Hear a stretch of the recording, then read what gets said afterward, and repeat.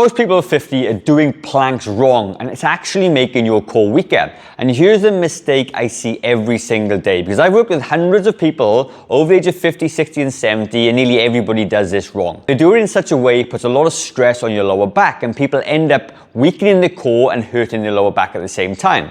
And it's not your fault. No one's ever really explained how to do it. The fix is simple. In the next 5 minutes, I'm going to show you exactly how to do a plank properly. It's going to be very, very humbling, but once you know this little hack, you're going to be able to level up your planks and really work on the core, not hurt your back.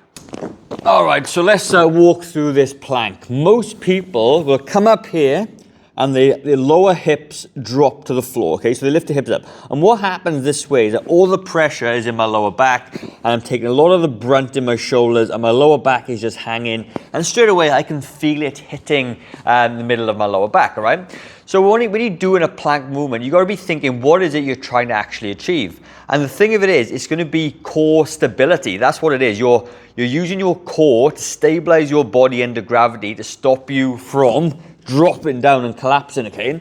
But so many people don't really think about what the movement is, and that is why they hurt their lower backs, and it's really bad, right? The next thing people do is that they too far along and they slide away, and then they can't maintain the plank position. So what I'm gonna do, I'm gonna fix those two things and give you the one cue that you need to lock in your planks to make them very, very effective. Okay, so the first thing I want you to think about is when you come into the plank this way, okay, I want you to stack your shoulders over your elbows. And it could be you're up like this as well. It doesn't matter. I like the elbow version better. Then what I want you to try and do, I want you to think about locking your core in this way. So my elbows are pulling me into it, so towards my feet that way. And I'm going to lift up my bum a little bit. So it's a little bit sticking up in the air, but as I pull everything together, I'm pulling my elbows, my feet are creating friction as well. And ideally, if there was no floor there, the feeling I want is to bring my feet to my knees, okay? It's not going to happen, but that's the feeling.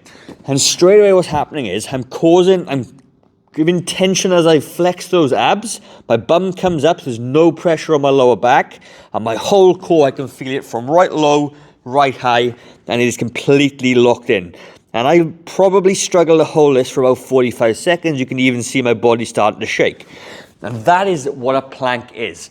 You're engaging the core in its entirety to flex everything together and then stabilize. You should never feel it in your lower back. Now, if you do feel it in your lower back, lift up your bum a little bit higher, okay? And you'll feel the sort of tension translate back into your core. Now, if that version is too hard, and it probably will be for most people, certainly if you've just been hanging out and letting your bum sag, we're gonna do it up on a bench this way. Because when you lift your body upwards, it's not so difficult, and you can practice the move without going to the first level and hurting your lower back, right? So the same thing applies. I'm gonna come up on my toes. I'm still stacking my shoulder over my elbow. And like same thing again, I'm gonna lock everything in. So I'm exaggerating, pulling everything locked in together. Now what happens is, my back is flat, and then my legs go down on an angle, which means my back is really safe now.